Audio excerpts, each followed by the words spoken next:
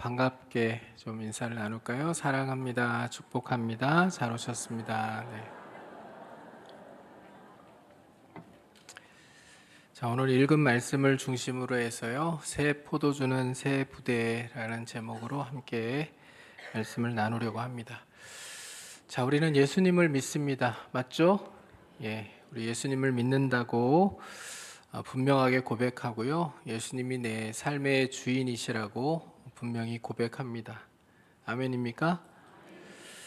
자, 그런데 실제로 삶을 들여다보면 내 삶이나 또 다른 사람들의 삶이나 이렇게 들여다보면 정말 예수님 믿고 또 예수님이 주인이신 인생을 살아가고 있는 걸까라는 의문이 들 때가 있습니다.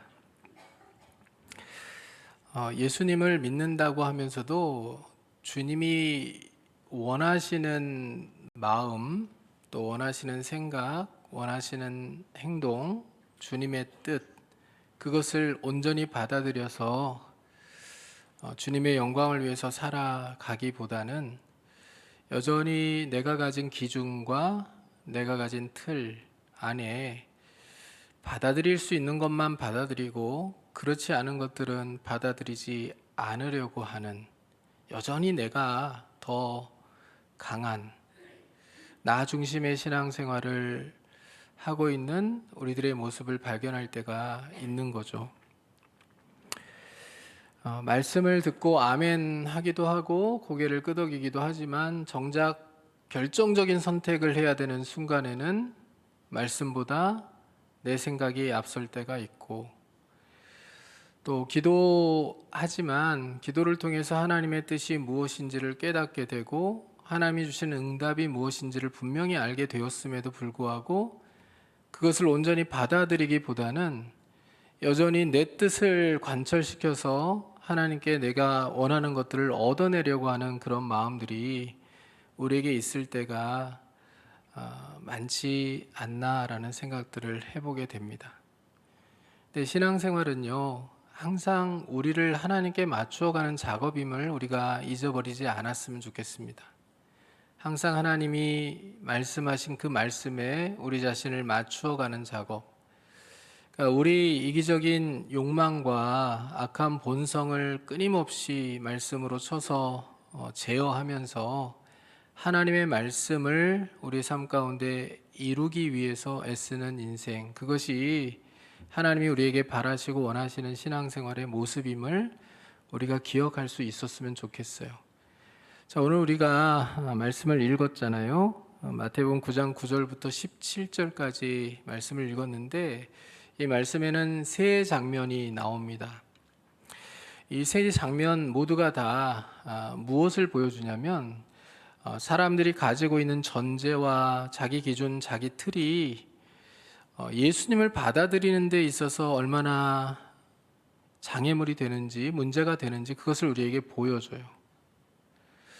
사실 오늘 세 장면은 이런 장면이거든요. 세관에 앉은 세리 마태를 예수님께서 부르시는 장면이 첫 번째 장면이고, 두 번째 장면은 세리와 같은 이 죄인들과 함께 예수님께서 식탁에서 교제하시는 장면이 두 번째 장면이고, 세 번째 장면은 예수님께서 요한의 제자들에게 금식에 대해서 말씀하시는 그런 장면입니다. 겉으로는 이 내용들이 다 달라 보이지만 그 안에 하나의 긴장이 흐르고 있어요. 예수님이 오셨는데 사람들이 자기 틀과 자기 기준을 가지고 예수님을 보다 보니까 예수님을 그대로 받아들이지를 못하는 거예요. 예수님이 보여주시는 모습, 예수님이 말씀하시는 예수님의 말씀, 그리고 예수님의 가르침, 이 모든 것들을 통하여서 메시아로 오신 예수님을 그대로 받아들여야 되는데 자기 생각과 자기 기준과 자기 틀이 너무 분명하다 보니까 메시아를 받아들이기는커녕 메시아를 자꾸 거부하게 되는, 오히려 미워하게 되는 그런 상황들이 이 장면들 가운데 보인다는 거예요. 그러니까 여러분, 우리가 신앙생활하면서 우리께 강하면요, 주님의 것을 온전히 받아들이기가 어렵다는 것을 항상 기억하셔야 됩니다. 내 속에 내 것들이 너무 많으면, 비워내지 않으면, 자기 욕망과 또 자기 악한 본성을 제어하고 비워내지 않으면 하나님의 말씀으로 우리 심령을 채울 수가 없고 하나님의 뜻으로 우리의 심령을 채울 수가 없다는 것을 우리가 기억할 필요가 있다는 거예요. 그래서 각각의 장면을 통해서 어떤 것들이 문제가 되는지를 생각해 보고 우리의 인생이 주님께 포커스가 맞춰져서 우리를 위해서 오신 주님을 온전히 받아들이고 우리의 삶의 방향이 주님께 맞춰지는 은혜가 이 시간에 있기를 주님의 이름으로 축복합니다. 첫 번째 장면은요, 세관에 앉은 마태를 예수님께서 부르시는 장면이에요. 어느 날 예수님께서 길을 가시다가 세관에 앉아 있는 마태를 보셨습니다. 오늘 읽은 성경에는 이 마태 당시의 심정이나 표정이나 뭐 이런 것들을 자세히 기록해 놓고 있지 않거든요. 그냥 단지 마태가 세관에 앉아 있다는 것을 말씀하고 있고, 세관에 앉은 세리 마태를 예수님께서 부르시는 장면을 단순하게 기록해 놓고 있어요. 세리는 세금을 걷는 사람입니다. 근데 요즘식으로 얘기하면 이제 세금을 걷는 공무원이다 이렇게 오해하실 수가 있는데, 지금 우리 시대의 세금을 걷는 공무원들과는 다른 존재가 이 당시 세리입니다. 당시 세리는 자기의 모든 것들을 팔아서 이 세리라는 개인 사업증을 얻게 됩니다. 로마로부터 세금을 징수할 수 있는, 어느 구역의 세금을 징수할 수 있는 권리를 사는 거예요. 이걸 사기 위해서 동족들도 배반하고 조상 대대로 물려 내려오는 그 기업들이 있잖아요. 분배받은 땅 기업들, 이 기업들도 다 내다 팔아가지고 돈을 마련해서 세리의 직책을 사는 거예요. 세리로서의 개인 사업증을 딱 취득을 하게 되면 무엇을 할 수 있냐면 세금을 자기가 정할 수 있습니다. 로마에 바쳐야 되는 세금이 1,000원이라고 하면 얼마를 받으면 적당하겠어요, 여러분? 로마에 1,000원을 바쳐야 되면 한 사람당 인두세라고 하죠. 얼마씩 받으면 돼요? 먹고 살 만큼 받으면 되니까 한 20% 받으면 되겠습니까? 1,200원 정도 받아가지고 200원은 자기가 수입으로 잡고 나머지 1,000원은 로마에다가 세금으로 바치면 되겠잖아요. 근데 이렇게 양심적으로 일을 하는 게 아니고, 이들은 로마에 바칠 세금이 1,000원이면 3,000원, 4,000원씩 세금을 매겨서 많은 부를 획득하는 것이 그들의 인생의 목표였어요. 왜냐하면 세리가 되기 위해서 모든 것을 다 투자했기 때문에 본전을 회수해야 되잖아요. 그리고 회수한 다음에 또 막대한 부를 축적해야 되잖아요. 보상 심리가 있는 거예요. 내가 세리가 되기 위하여서 모든 것을 팔았고 모든 것을 버렸고, 더구나 자기 가족들에게도 욕을 먹고 가족들과의 인연이 끊겨지고 자기 동족들에게서 세금을 걷어야 되는 거기 때문에 동족들에게도 배신자라는 욕을 먹고, 또 당시 랍비들은 이 세리에 대해서 강도나 창녀와 다를 바가 없는 죄인들이라고 가르쳤거든요. 그러니까 그렇게 하나님께 용서받지도 못하고 용서받을 자격도 없고 감히 용서를 구해서도 안 되는 그런 존재들로 취급을 받고 있으니 돈이라도 많이 벌어야 하잖아요. 그러니까 세금을 많이 걷어가지고 막대한 부를 획득하는 것이 이들의 인생 목표였습니다. 그러니까 그런 자리에 앉아있는 마태를 예수님께서 보시고 지나가시다가 그를 부르시는 장면이 오늘 우리가 읽은 말씀의 첫 번째 시작 부분에 나오는 장면인 거예요. 예수님이 그를 보시고요, 정말 단순하게 말씀하세요. 이렇게 말씀하십니다. 17절을 한번 보세요. 9절을 보세요. 9절을 보시면 예수께서 그곳을 떠나 지나가시다가 마테라 하는 사람이 세관에 앉아 있는 것을 보시고 이르시되, 뭐라고 말씀하세요? 나를 따르라. 나를 따르라 그냥 말씀하세요. 여기 조건이 있습니까? 야, 너 세리, 사람들이 죄인이라고 욕하고 배신자라고 욕하고 그렇게 손가락질 받으면서 사는 인생인데 너 조금 변해야 되겠어. 내 삶을 좀 정리하고 나를 따르면 좋겠다. 세리 그 직업을 버리고 이제 나를 따라 내 제자가 되어서 사람을 낚는 어부가 되면 좋을 것 같아. 이렇게 예수님 말씀하신 게 아니잖아요. 조건을 거신 게 없어요. 좀 더 나아진 다음에 나를 따르라. 네 삶을 정리하고 나를 따라. 이런 말씀이 없고 그냥 나를 따르라 라고만 예수님께서 말씀하신 겁니다. 세리를 앉아있는 그 자리에서 그 모습 그대로 부르신 거예요. 여러분 이것을 뭐라고 표현할 수 있습니까? 은혜죠, 은혜. 조건 없이 예수님의 제자로 부르신 은혜라고 설명할 수 있겠잖아요. 우리를 구원하신 방식과 동일해요. 예수님께서 우리를 구원하시면서 어떤 조건을 거신 게 없잖아요. 네가 돈을 어느 정도 벌어서 헌금해라. 그러면 내가 너를 구원하겠다. 이렇게 말씀하신 게 아니잖아요. 네가 어느 정도 지식을 갖춰야 된다. 성경을 어느 정도 외우고 성경을 어느 정도 이해하고 그러면 내가 너를 구원하겠다. 이렇게 말씀하신 것도 아니잖아요. 좀 더 착하게 살아라. 좀 더 이웃들과 관계를 잘 맺어라. 좀 더 말을 예쁘게 해라. 좀 더 사랑의 마음들을 가져라. 네 삶을 돌아보고 먼저 회개해라. 그럼 내가 구원하겠다. 이렇게 말씀하신 게 아니잖아요. 그렇죠? 주님이 우리를 구원하신 것은요. 우리를 있는 자리에서 그대로 우리 모습 그대로 연약하고 죄악된 모습임에도 불구하고 우리가 여전히 죄인 되었을 때 하나님의 그 놀라운 긍휼과 사랑으로 말미암아 우리를 구원해 내신 거예요. 아멘입니까? 예수님이 우리를 구원하신 방식과 동일하게 세리 마태를 제자로 부르시는 거예요. 여러분 놀라운 것은요, 이 예수님의 부르심에 대한 마태의 반응이에요. 예수님의 제자로 부름받은 사람들, 그리스도인으로 살아가는 사람들은 이렇게 반응해야지 맞는 거구나라고 생각할 수 있는 그런 반응을 마태가 보여요. 예수님도 나를 따르라 단순하게 말씀하셨고요. 이 세리 마태도 예수님 말씀을 듣고 어떻게 반응하냐면 9절 맨 끝을 보면 나를 따르라 예수님께서 말씀하시니 일어나 따르리라 이렇게 끝이에요. 일어나서 주님을 따랐다. 여기서 중요한 표현은 일어나다라고 하는 표현이에요. 일어나다.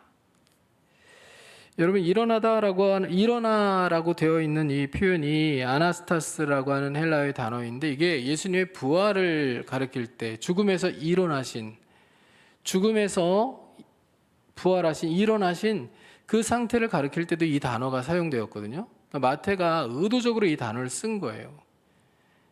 여러분 오늘 읽은 이 본문을 누가 썼어요? 누가 썼죠? 마태복음을 누가 썼죠? 마태가 썼는데 그 마태가 어떤 마태예요? 지금 여기 본문에 나오는 이 마태예요. 이 마태가 마태복음을 썼잖아요. 의도적으로 이 단어를 여기에 기록해 넣은 거예요. 자신의 상태가 어떤 상태였는지를 설명하기 위해서 자기의 상태를 지금 어떤 상태로 표현하고 있는 거예요? 죽은 상태예요. 영적으로 죽은 상태예요. 영원히 멸망받을 수 없는 상태에서 예수님이 나를 따르라 말씀하실 때 예수님의 말씀을 듣고 죽은 상태에서 예수님의 말씀에 반응하여 일어나는 거예요. 여러분 동족도 팔아먹고 돈을 위하여서 살아가는 인생이잖아요. 돈에 올인하는 인생. 영원히 죽을 수밖에 없는 인생. 영원히 멸망받을 수밖에 없는 인생. 그 자리에서 아무 조건 없이 부르신 예수 그리스도. 나를 따르라고 하시는 주님의 말씀에 순종하여 마태가 일어나 주님을 따르는데 마태는 자기가 죽은 자였던 상태에서 예수님의 말씀을 듣고 일어나 모든 것을 버리고 죽음의 상태를 떠나 예수님과 생명의 연합을 이루는 상태로 나아가게 되었다는 것을 이 표현을 통하여서 말씀하고 있는 거예요. 여러분 우리가 그리스도인으로 부름을 받은 것 이게 아무것도 아닌 게 아니에요. 우리가 그리스도인으로 부름 받은 것, 사실 우리도 예수님의 제자로 부름 받은 거잖아요. 12사도는 아니지만 그리스도의 제자로 살아가라고 주님께서 우리를 부르신 거잖아요. 그럼 여러분 한 사람 한 사람에게도 주님께서 뭐라고 말씀하신 거예요? 여러분의 삶에 있는 자리에서 나를 따르라 주님이 말씀하신 거죠. 그럼 우리가 어떻게 반응하는 게 마땅하죠? 마태가 이야기하고 있는 것은 우리가 보여야 되는 반응은 자기가 그랬던 것처럼 조건을 달지 말고 일어나 주님을 따르는 삶이 필요하다라는 것을 우리에게 말씀하고 있는 거예요. 우리가 붙들고 있는 게 무엇이든지 그것을 내려놓고, 마태는 돈을 위하여 올인하고 있었죠. 그거 내려놓고 주님이 원하시는 삶으로의 방향을 수정해 가는 것, 그게 죽음으로부터 건짐을 받은 자가 예수 그리스도의 생명과 연합하여 나아가는 삶의 길이고 모습이어야 된다는 것을 우리에게 가르치고 있는 겁니다. 여러분, 우리가 그리스도의 제자임을 기억하면서 마태가 그랬던 것처럼 우리의 삶의 방향을 주님께 맞추고, 여러분, 우리가 움켜쥐고 있던 모든 것들을 내려놓고 일어나 주님을 온전히 따르는 하나님의 사람들로 살아갈 수 있게 되기를 주님의 이름으로 축원합니다. 자, 그 다음에 마태가 이렇게 부름받은 다음에 행한 일이 무엇인지를 한번 보세요. 10절을 보면 이렇게 기록되어 있어요. 예수께서 마태의 집에서 앉아 음식을 잡수실 때 많은 세리와 죄인들이 와서 예수와 그의 제자들과 함께 앉았더니, 자, 마태가 한 일이 뭐죠? 예수님을 집으로 초청해서요, 예수님을 대접하는 일이죠. 그런데 예수님만 초청해서 예수님하고만 식사를 나누는 게 지금 마태가 하고 있는 일이 아니에요. 예수님을 지금 모시고 식탁의 교제를 나누는데 그 뒤에가 더 중요해요.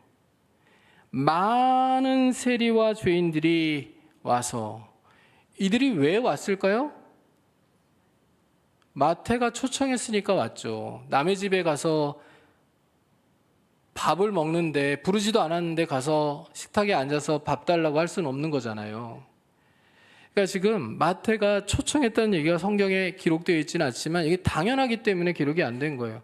남의 집 식탁에 앉아서 밥을 먹는데 초청하지 않은 손님이 와가지고 거기 앉아가지고 밥 달라고 얘기할 수는 없는 거니까, 이들이 여기 와서 지금 예수님과 함께 식사를 하는 것은 마태의 초청에 의해서 이루어진 일이에요.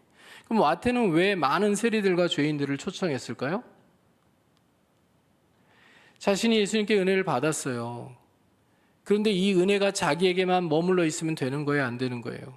안 되는 거죠. 그 은혜가 예수님을 모르는 다른 사람들에게, 죄인들에게, 세리들에게, 사람들이 이야기할 때 저들은 용서받을 가치도 없고 용서를 구해서도 안 되는 사람들이다, 하나님이 절대 용서해서는 안 되는 사람들이라고 정죄하는 그들이 예수님을 만나서 자신이 누렸던 그 은혜와 기쁨을 누릴 수 있도록 그 은혜의 자리에 이들을 초청한 거예요.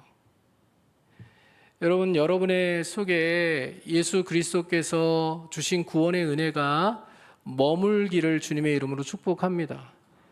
이렇게 한번 따라해 보실까요? 내 속에 그리스도의 은혜가 머물기를 바라고, 풍성해지기를 바라고, 충만해지기를 바라고, 흘러 넘치기를 바란다.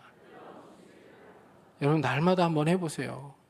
아마 여러분의 인생이 달라질 거예요. 내 속에 그리스도의 구원의 은혜가 머물기를 바라고, 내 속에 그리스도의 은혜가 풍성해지기를 바라고, 내 속에서 그리스도의 은혜가 충만해지기를 바라고, 충만해진 그리스도의 은혜가 내 삶을 통하여 주변 이웃들에게로 또 세상에로 흘러가기를 원한다.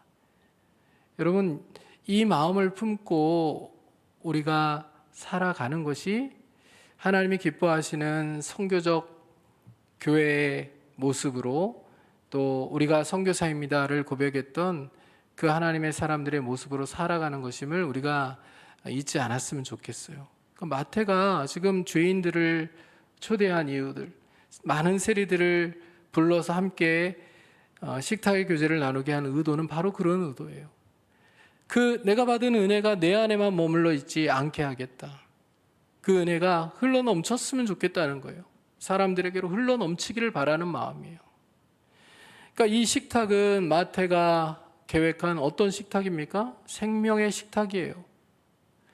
생명이신 예수 그리스도와 함께 만나 교제하고 또 치유되고 회복되고 삶의 방향이 바뀌는 그런 놀라운 생명의 식탁이 바로 이 식탁인 거죠. 여러분, 이 식탁은 따뜻한 식탁이죠. 그렇죠? 굉장히 따뜻한 식탁이잖아요. 의도 자체가 따뜻하잖아요. 은혜가 흘러 넘쳤으면 좋겠고, 죄로 인하여 죽을 수밖에 없는 사람들이 예수님을 만나 생명을 얻었으면 좋겠고, 이런 마음으로 기획된 식탁이니 얼마나 감사하고 따뜻한 식탁입니까?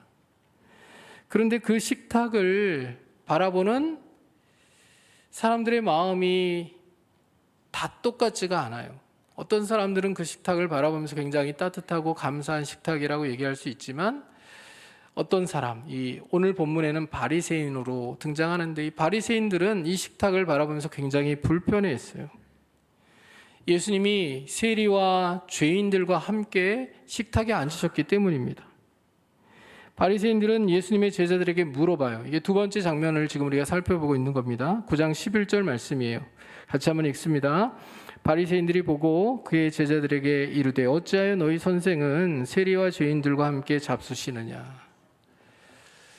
어찌하여 너희 선생은 세리와 죄인들과 함께 잡수시느냐. 여러분, 이 질문에 대해서 우리가 이해하려면 당시 유대 문화에서 식탁이 어떤 의미였는지를 우리가 이해해야 할 필요가 있어요.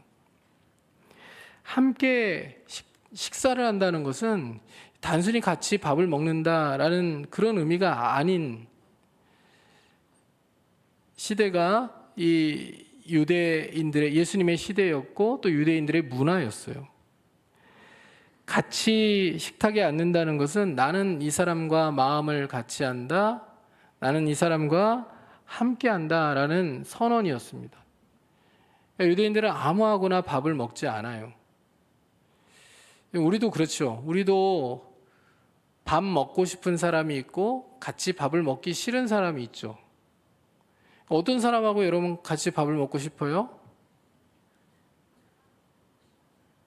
2부 때에도 대답이 나왔는데 같이 밥 먹어도 체할 것 같지 않은 사람. 그러니까 불편하지 않은 사람이죠. 불편하지 않고 또 좋은 관계를 맺고 싶고 호감이 있고 이런 사람들하고는 밥을 먹는 게 불편하지 않으니 식탁 교제를 나누고 싶죠. 근데 어떤 사람하고 밥을 먹기가 싫어요? 아까 그거 거꾸로 하면 돼요.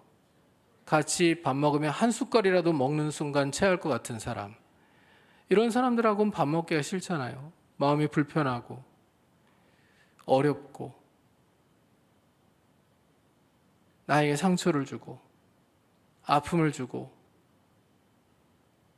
또 서로 이렇게 좋은 관계가 아닌 그런 관계에 있는 사람들하고는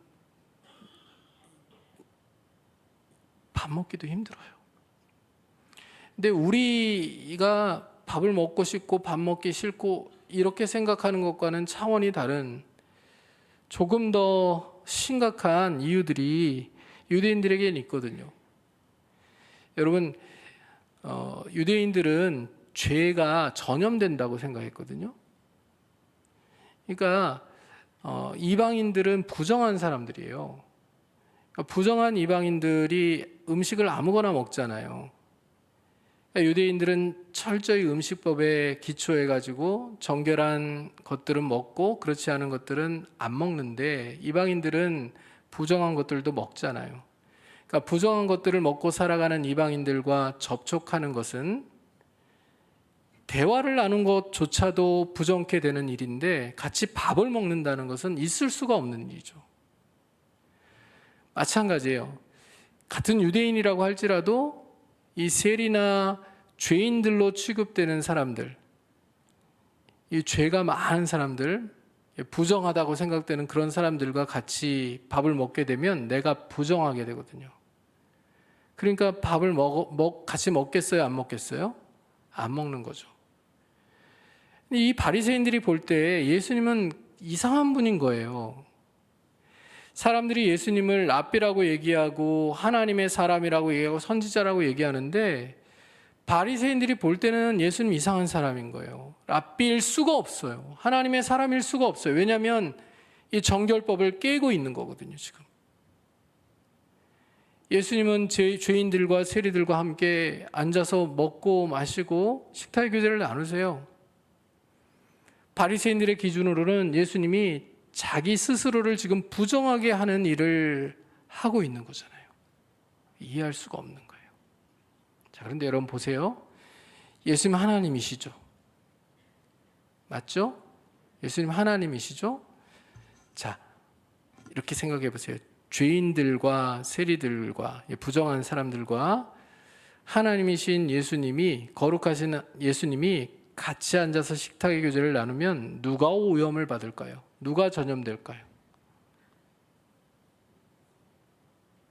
한번 생각해 보세요. 예수님이 거룩하신 분인데 하나님이신데 부정한 사람들과 같이 밥을 먹었다고 해가지고 예수님이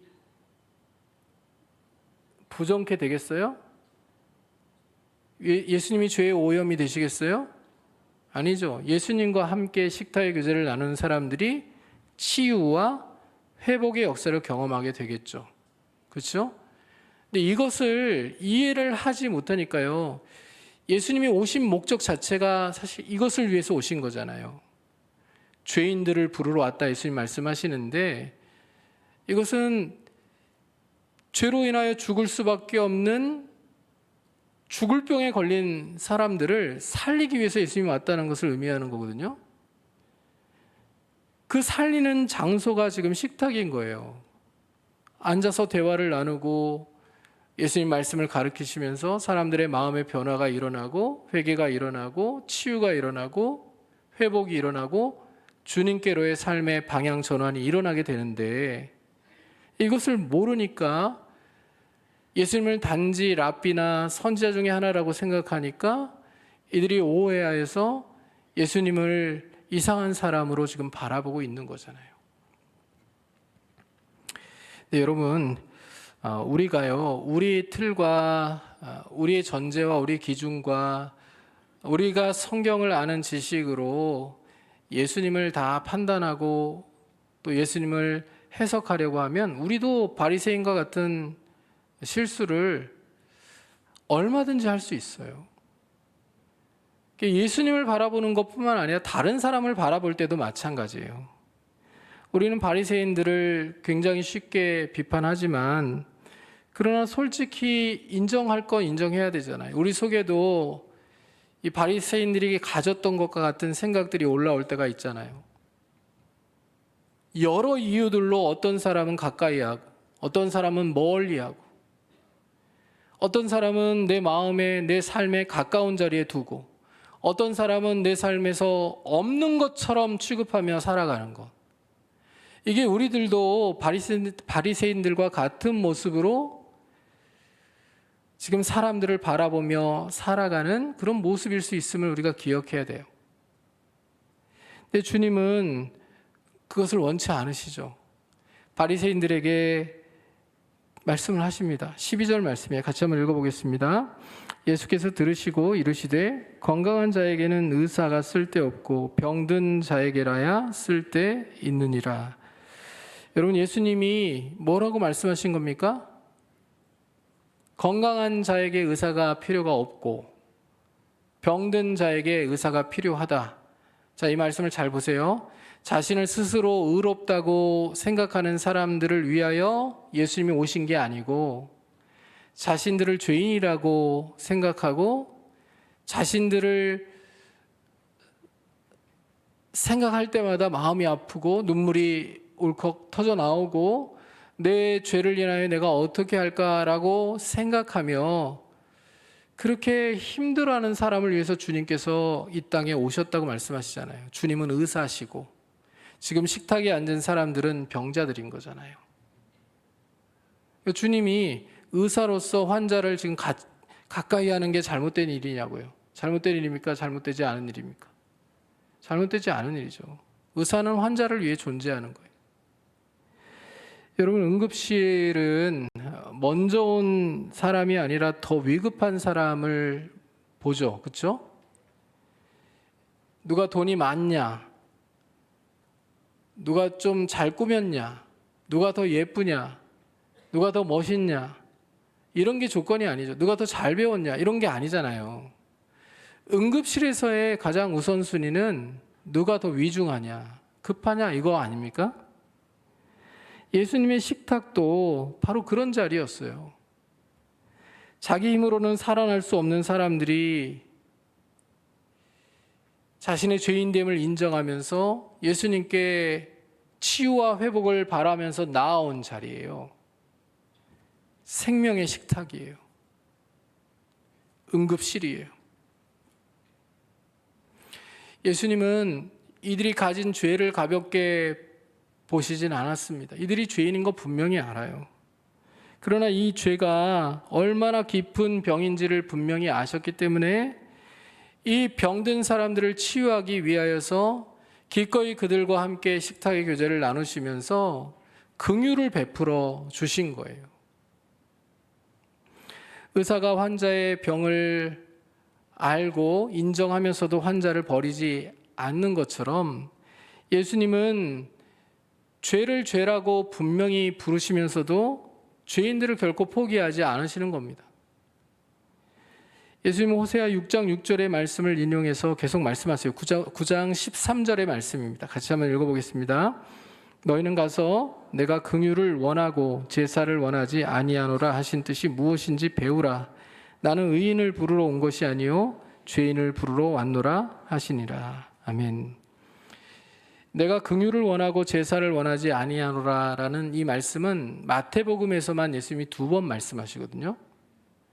그만큼 당시 시대에는 사람들이 놓치고 있던 정신이고 예수님이 반드시 당시 사람들에게 특히 지도자들에게 갖추기를 간절히 원하는 정신이 바로 이 말씀 안에 들어있다는 얘기예요. 자, 뭘 원하고 뭘 원하지 않아요? 긍휼을 원하고 제사를 원하지 않으신다.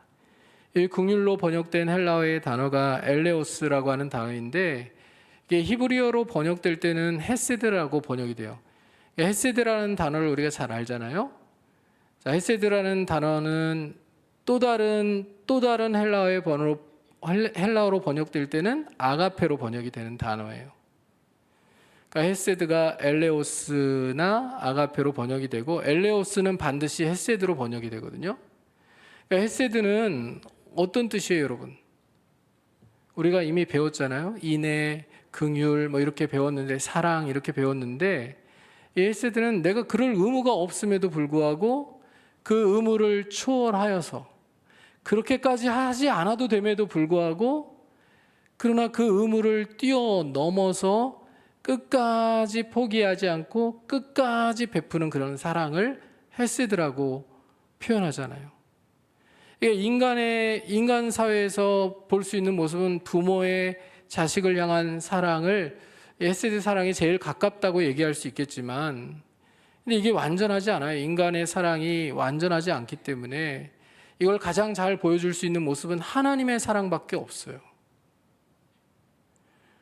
하나님 우리를 포기하지 않으시잖아요.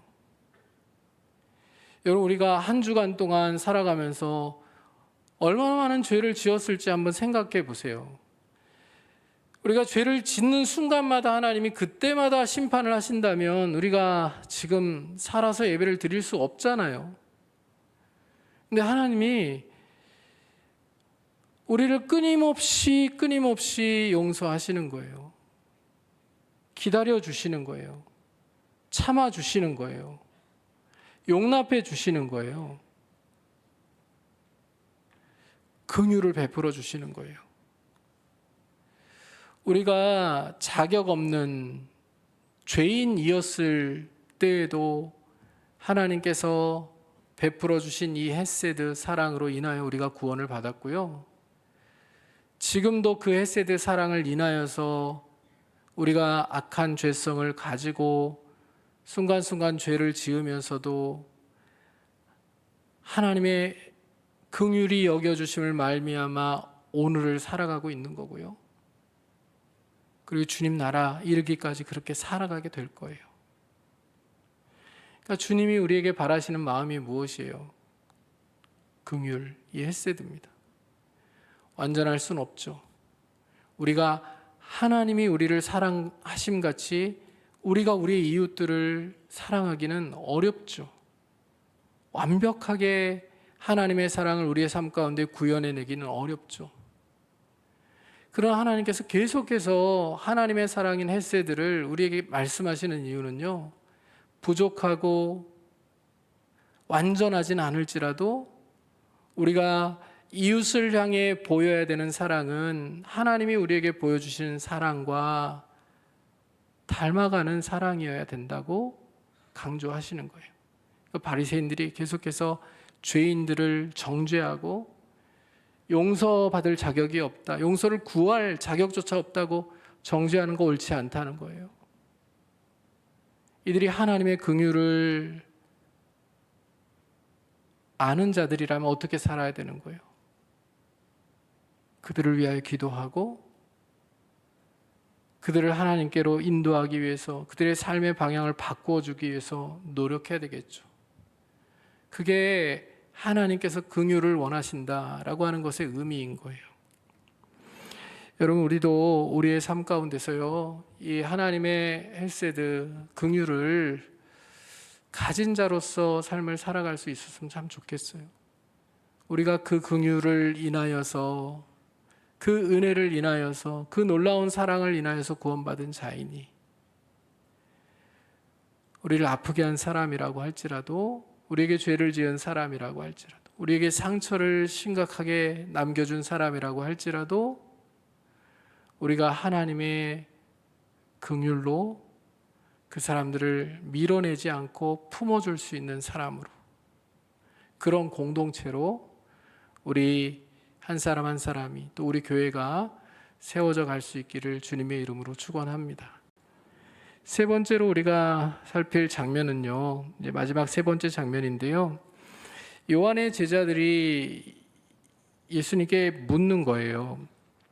금식에 대한 질문입니다. 9장 14절 하반절에 나오는데, 우리와 바리새인들은 금식하는데 어찌하여 당신의 제자들은 금식하지 아니하나이까? 금식에 대한 질문이죠. 사실 이 세례 요한의 제자들이 한 이 질문은요, 악의에서 나온 질문이 아니에요. 악의적인 질문이 아닙니다. 진지한 경건에서 나온 질문입니다. 그러니까 세례 요한은 에세네파라고 하는 유대의 한 종파에 속한 사람이라고 알려져 있잖아요.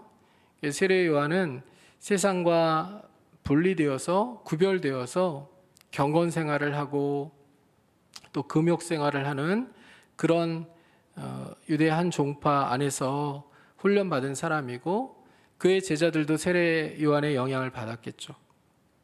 그래서 정기적으로 금식을 하고 정기적으로 금욕을 행하면서 이들이 하나님과 더 가까워지려고, 하나님의 뜻을 더 이해하려고 최선을 다해서 노력했던 거예요.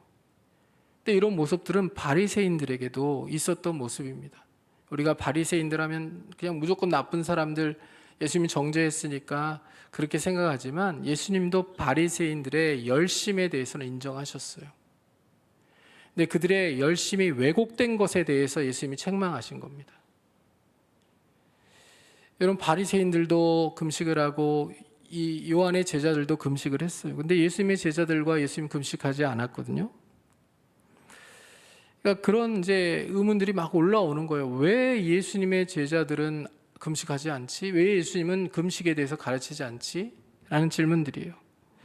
자, 이 질문에 대하여 예수님께서 금식에 대한 어떤 규정을 설명하심으로 답을 하지 않으세요. 더 중요한 것을 말씀하시죠. 15절 상반절을 보면 이렇게 말씀하고 있습니다. 예수께서 그들에게 이르시되 혼인집 손님들이 신랑과 함께 있을 동안에 슬퍼할 수 있느냐? 여러분, 그 질문과 대답이 매칭이 잘 안 되는 것 같잖아요. 왜 금식하지 않느냐고 물어봤는데 혼인집 손님들이 신랑과 함께 있을 동안에 슬퍼할 수 있느냐. 이게 잘 바로 들어가지고는 이해가 안 되는 답을 예수님이 하신 거예요. 근데 구약의 배경을 이해하면 예수님이 하신 말씀이 무엇인지 금방 알게 됩니다.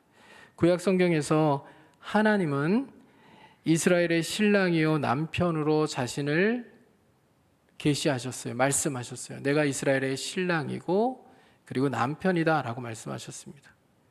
그러니까 지금 예수님께서 이 혼인집 손님들에 대한 이야기를 하시는데 이 혼인집 얘기의 신랑은 자신을 가리켜 말씀하시는 거예요. 예수님이 신랑 되신 분이에요. 예수님이 지금 신랑이시고 지금 혼인 잔치가 벌어지고 있는 중인 거예요. 여러분, 그 잔치가 벌어지는데 금식합니까? 잔치가 벌어질 때는 어떻게 해야 되죠? 먹고 마셔야 되죠. 대답 안 하신 분들은 결혼식장 가셔서 금식하실 수 있길 바랍니다. 우리가 잔치인 날에는 가서 먹고 마시잖아요. 근데 지금 잔치 날이에요. 메시아가 이 땅에 오셨잖아요. 하나님이 직접 사람들의 구원을 위하여 이 땅에 오셨잖아요. 그러니까 지금 예수님이 이 땅에 계시는 동안은 잔치가 벌어지는 그 잔치 날인 거예요. 그러니까 이때는 지금 금식할 때가 아니라는 얘기잖아요. 그리고 예수님이 덧붙이세요. 자, 9장 15절의 하반절 말씀입니다. 그러나 신랑을 빼앗길 날이 이르리니 그때에는 금식할 것이니라. 지금은 금식할 때가 아니고 금식할 때가 온다라고 얘기하고 있는 거죠. 금식할 때가 언제입니까? 신랑을 빼앗길 날. 이 날은 예수님이 지실 십자가 사건을 의미합니다. 여러분, 예수님이 십자가를 지시고 부활하시고 승천하시고 아직 안 오셨죠. 그럼 지금 신랑이 우리 가운데 계십니까? 안 계십니까? 지금은 신랑의 부재 시예요. 그렇죠? 이때는 금식해야 되는 때예요. 그러니까 우리 시대는 금식해야 되는 때입니까? 아닙니까? 금식해야 되는 때인 거예요. 여러분, 예수님은 지금 금식을 폐지하고 계신 게 아니에요. 금식의 의미와 이유를 완전히 새롭게 바꿔놓으시는 겁니다. 당시 바리새인들은 일주일에 2번씩 금식을 했어요. 언제 금식했을까요? 무슨 요일에 금식했을까요? 맞춰도 상은 없어요. 한 대 맞춰보세요. 일주일에 2번 금식했어요. 월요일과 목요일. 왜 월요일과 목요일에 금식했을까요? 월요일과 목요일이요, 장이 열리는 날이에요. 그럼 왜 장이 열리는 날에 금식했을까요? 장이 열리면 사람들이 많이 모이잖아요. 사람들이 많이 모일 때 금식하는 걸 티내야 돼요. 최대한 초췌하게 보여야 돼요. 왜 이렇게 초췌해야 하냐 그러면 오늘 금식하는 날이잖아. 몰랐어? 이렇게 얘기해야 돼요. 금식하는 모습을 통해서 자기의 의를 드러내고 자기의 경건을 드러내기 위하여서 장이서는 월요일과 목요일에 포커스를 딱 맞춰가지고 금식을 하고 최대한 초췌하게 보이려고 노력했어요. 여러분, 이들의 금식은 무엇을 위한 금식이었을까요? 하나님과 가까워지기 위해서, 친밀해지기 위해서, 하나님의 뜻을 발견하기 위해서? 아니에요. 철저히 자기 자신을 위한 퍼포먼스예요, 진짜. 이런 금식을 하나님 기뻐하지 않으시겠죠. 요한의 제자들도 금식을 했어요. 이들은 바리새인들처럼 일주일에 월요일, 목요일 이렇게 포커스를 맞춰놓고 사람들에게 보이려고 금식하지는 않았지만 이들은 종교적인 예식으로서 또 법칙으로서 자기의 경건 생활을 위하여서 그 금식을 통하여 자신들이 경건에 이르러 가려고 노력하는 모습의 금식들을 해왔던 거예요. 근데 예수님께서는 지금 그런 식으로 이제 금식하지 않아야 되는 것을 가르치시는 겁니다.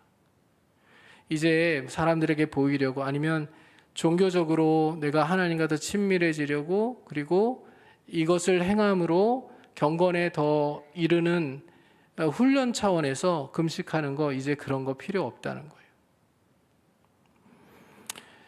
여러분, 오늘날 성도들에게도 금식이 필요할까요? 안 필요할까요? 필요해요. 다이어트를 위해서도 필요해요. 필요한데 그것보다 더 중요한 의미의 금식이 필요합니다. 금식은 우리에게도 유익해요. 신랑 되신 예수께서 다시 오실 때까지 지금 신랑을 빼앗긴 기간이거든요. 이 기간 동안에 우리는 죄성을 가진 사람들로 예수 그리스도를 믿으며 주님의 영광이라는 삶의 방향을 정하고 목표를 가지고 인생을 살아갑니다. 근데 이게 쉽지 않아요. 그렇기 때문에 내 안에 여전히 남아있는 죄악의 본성 때문에 십자가 앞에서 가슴을 치며 울며 금식하며 기도하는 것, 내 끊임없이 올라오는 내 죄성을 제어하고 눌러내며 내가 성령의 사람이 되기 위하여, 말씀에 더 이끌림을 받는 사람이 되기 위하여서 하나님 앞에 매달려 울며 금식하며 자기 인생을 하나님 앞에 세우는 것, 이런 의미로서의 금식이 우리에게 필요한 거고요. 그리고 이 땅을 바라보면서 너무 아파요. 세상이 어쩌면 이렇게 악으로 채워져 가는지, 이 악으로 채워져 가는 악이 만연한 세상을 바라볼 때마다 너무 아파요. 어제 한 형제와 대화를 나눴는데, 요즘에 이제 그 텔레비전에 인기를 끄는 드라마나 영화들의 소재가 이 폭력적인 거, 성적인 거, 이런 것들에 포커스가 맞춰져 있고, 건강하고 건전한 그런 문화 콘텐츠들이 인기를 잘 못 끄는 시대인 것 같다는 대화를 나눴거든요. 실제 그렇잖아요. 여러분, 넷플릭스든 뭐든 텔레비전에 나오는 프로그램들을 보면은 인기를 끄는 1, 2, 3순위의 순위 안에 드는 영화나 드라마는 많은 경우 사실 그리스도인들에게는 해가 되는 이 건전하지 못한 콘텐츠들을 담고 있거든요. 그럼에도 불구하고 세상에는 인기를 끌고 있잖아요. 그런 모습들을 보면서 가슴이 아프잖아요. 그래서 이 땅에 만연한 악을 바라보면서 하나님 나라가 속히 오기를 소망하며 기도하는 것, 하나님 나라가 이 땅에 빨리 완전하게 이루어지기를, 예수님께서 다시 오셔서 이 악한 세상을 심판하시고 새로운 세상을 열어주시기를 갈망하면서 그렇게 금식하며 기도하는 것, 그게 우리가 금식을 해야 되는 이유이기도 한 거예요. 그리고 내 개인적으로도요. 여러분, 내가 하나님과의 친밀한 관계를 누리며 말씀으로 충만하고 성령으로 충만하고 또 하나님이 기뻐하시는 것이 내 삶의 목표가 되고 내 삶의 방향이 그렇게 맞춰지면 좋은데, 그렇지 못할 때가 너무 많잖아요. 자꾸 내 안에 의심이 일어나고 하나님과의 관계가 자꾸 단절되는 것, 끊기는 것 같고 거리가 먼 것처럼 느껴지고, 내가 예수님 믿고 하나님 믿지만 그런 하나님과의 관계의 문제가 지금 심각할 정도로 틀어졌다라고 생각될 때, 여러분, 그때 우리가 하나님을 갈망하면서 기도해야 되는 거예요. 금식하며. 금식의 이유와 목적이 달라진 거예요. 예수님이 오시기 전과 오시기 후에 금식에 대한 이유가 달라진 거고 목적이 달라진 것을 예수님께서 말씀하고 계시는 겁니다. 그리고 오늘 전체 세 장면의 결론으로 예수님께서 짧은 비유 두 가지를 말씀하고 계시는데 16절과 17절 말씀입니다. 같이 한번 읽어보겠습니다.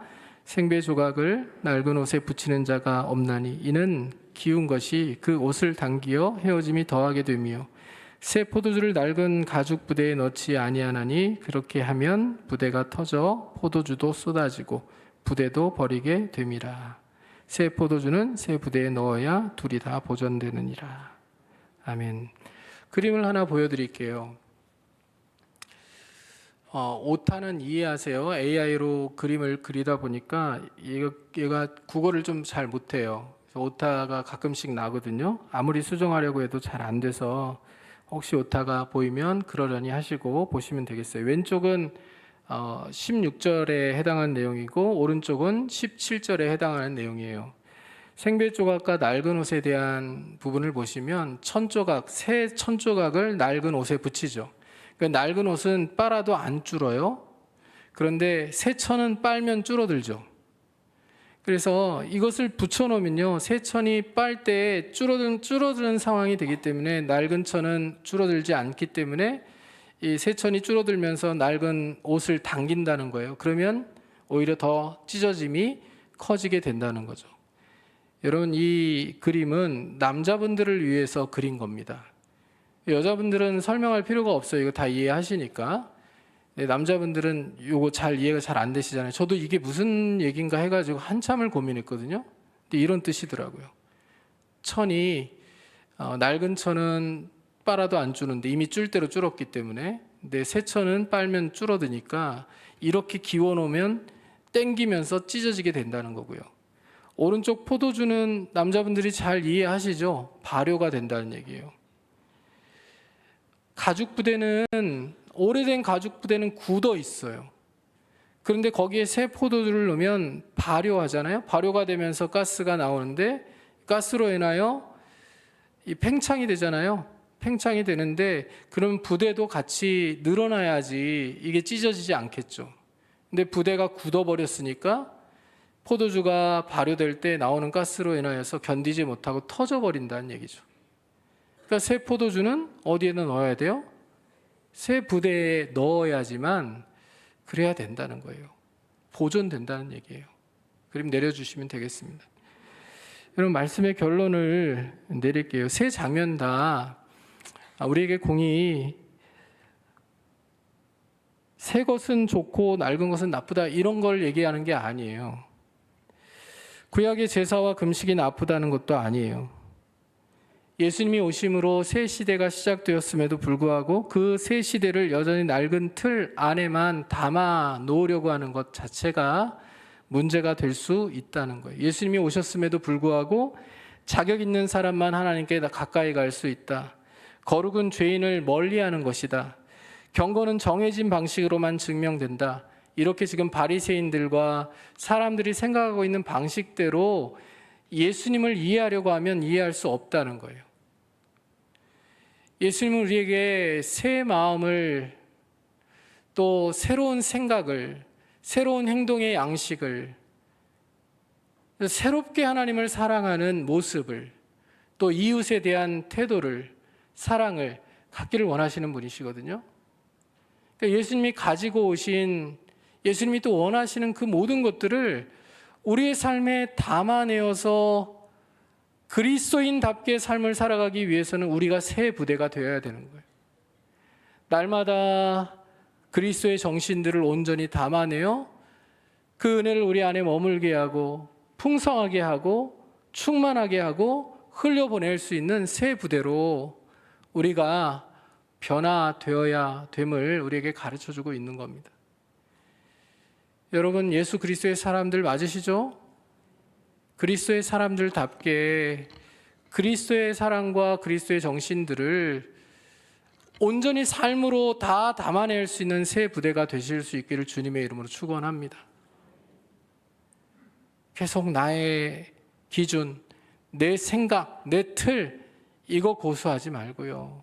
말씀을 따라서 주님이 원하시는 것들을 내 삶에 다 담아낼 수 있는 새 부대가 되어서 주님이 기뻐하시는 생각을 하고 말을 하고 행동을 하고 이웃을 향한 삶의 태도와 모습을 가지고 그렇게 하나님을 기쁘시게 하며 또 많은 사람들에게 그리스도의 사랑과 은혜를 충만하게 흘려보내는 복된 그리스도인들로 승리하며 살아가실 수 있기를 주님의 이름으로 축원합니다. 함께 찬양하고 기도하기를 원합니다.